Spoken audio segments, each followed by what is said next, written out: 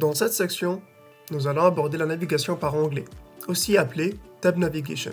Ce type de navigation est couramment utilisé dans les applications mobiles pour permettre aux utilisateurs de passer d'un écran à l'autre en cliquant sur des onglets en bas de l'écran. Avant de commencer, on doit installer des dépendances. Il suffit d'avoir installé les bonnes dépendances pour que la navigation par onglet soit fonctionnelle. Voici le npm install qu'on doit installer.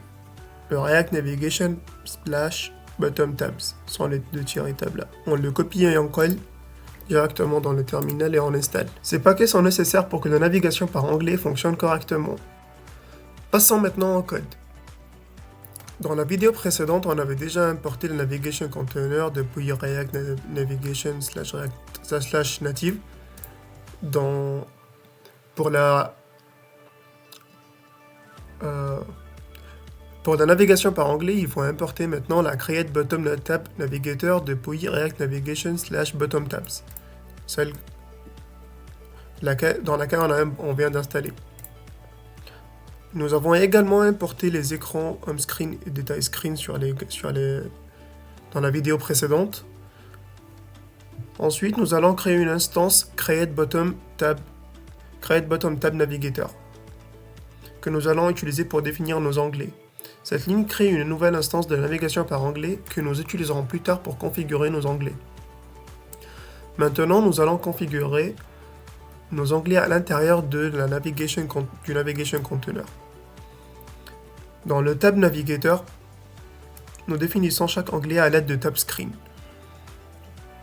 Chaque tab screen a un nom qui sera affiché sur l'onglet et un component qui représente l'écran associé à cet onglet. Regardons maintenant de plus près comment fonctionne Tab Screen. Le name correspond à l'onglet qui sera affiché. Ici, nous avons deux onglets, Home pour l'écran d'accueil et Détail pour l'écran détail. Le component spécifie quel composant sera affiché lorsque l'écran clique sur cet onglet. Maintenant que nos onglets sont configurés, chaque écran est accessible via un simple clic sur l'onglet correspondant. Il n'est plus nécessaire d'utiliser navigation.navigate sur les pages. Du coup, sur le fichier home.js, on a enlevé la navigation props, navigate, comme dans la navigation par pile, puisque chaque écran est directement accessible en cliquant sur des onglets. Jetons un coup d'œil sur ce que contient l'écran accueil. Dans cet écran, nous affichons simplement un texte qui accueille l'utilisateur. Nous n'avons pas besoin de bouton pour naviguer car l'utilisateur peut passer à l'écran des détails en cliquant sur l'onglet directement. Enfin, en regardant l'écran de détail, dans cet écran, nous affichons l'ID d'un article passé par les paramètres. Si cet ID est passé, nous l'afficherons dans un texte. Voilà, vous avez maintenant un exemple de navigation par onglet. Vous avez créé un tab navigator pour gérer les onglets. Vous avez défini les écrans tab screen et home screen. Et là, maintenant, on a les onglets. On peut facilement naviguer entre les deux onglets en cliquant dessus. Ce type de navigation est très pratique lorsque vous avez plusieurs sections principales dans votre application et que vous souhaitez permettre à l'utilisateur de basculer entre elles rapidement. La navigation par onglet est souvent utilisée dans des applications comme des réseaux sociaux, des gestionnaires de tâches ou des applications de messagerie. Passons maintenant à la navigation par tiroir ou drawer navigation. Cette navigation est très utilisée dans les applications mobiles pour afficher un menu latéral qui permet à l'utilisateur de naviguer entre les différentes sections de l'application. Tout d'abord, comme pour la navigation par onglet, vous deviez installer les bonnes dépendances. Nous allons avoir besoin de React Navigation / drawer. On le copie, on le colle directement dans le terminal et on installe. Une fois les dépendances installées, nous pouvons commencer à les importer directement dans app.js. Nous importons ici create drawer navigator depuis React Navigation / drawer qui nous permettra de créer notre navigation par tiroir.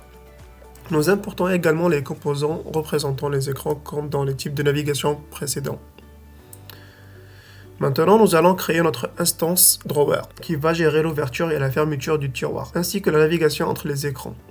Cette ligne crée un nouveau navigateur de tiroir que nous allons utiliser pour définir nos écrans et organiser la navigation. Nous allons maintenant configurer le tiroir avec les écrans que nous voulons y afficher. Le tiroir affichera un menu avec des liens vers vos écrans. Chaque élément du menu sera un onglet que l'utilisateur pourra sélectionner. Dans ce code, nous avons défini deux écrans, Home et Détail, pareil comme dans les types précédents. Ces écrans sont accessibles via le menu du tiroir. Regardons plus en détail ce que fait chaque ligne drawer.screen. Le name représente le titre de l'élément dans le menu du tiroir et component est l'écran qui sera affiché lorsque cet élément sera sélectionné. Lorsque l'utilisateur sélectionne Home, l'écran Home Screen s'affiche et de même pour l'écran détail. Une fois que le tiroir est configuré avec les différents écrans, il sera automatiquement affiché sur l'écran principal de l'application lorsque l'utilisateur glisse depuis le côté ou appuie sur un bouton pour ouvrir le tiroir. Jetons un coup d'œil à l'écran d'accueil dans le fichier Home. Dans cet écran, nous avons un simple message de bienvenue. Passons maintenant à l'écran Detail Screen. Voici comment il est défini. Cet écran affiche simplement un texte indiquant que vous êtes sur l'écran des détails. Vous pouvez bien sûr ajouter plus de contenu comme des informations dynamiques ou des images. Voyons maintenant comment s'affichera le tiroir. Arrivons sur l'application, on est sur la page d'accueil. On aura un tiroir en haut à gauche. Quand on clique dessus, on aura le Home et le détail qu'on avait spécifié sur le App.js ici. Quand on clique sur détail, on sera redirigé vers la page détail. On peut aussi personnaliser le drawer directement en utilisant des props comme option, drawer icon et tout. J'ai un petit exemple que je copierai directement sur mon app.js. Il faut déjà importer ion icon from expo/vector icons et copier ce drawer navigation. Et là, on peut voir des icônes directement en utilisant le drawer icon juste en option. En résumé, nous avons configuré une navigation par tiroir qui permet à l'utilisateur de naviguer facilement entre différents écrans de notre application. Le tiroir s'ouvre en glissant ou en cliquant sur le menu et chaque écran est accessible directement à partir de ce menu. Ce type de navigation est très utile lorsqu'on a plusieurs sections principales dans une application et que l'on veut les rendre facilement accessibles sans encombrer l'écran. Là, on peut vous dire félicitations. Vous avez maintenant maîtrisé les 3 bases principales de navigation, Stack Navigation, Tab Navigation et Drawer Navigation. Maintenant que vous êtes à l'aise avec ces 3 types de navigation, nous allons passer à l'étape suivante, les listes view et les scroll view. Nous les verrons dans le prochain cours.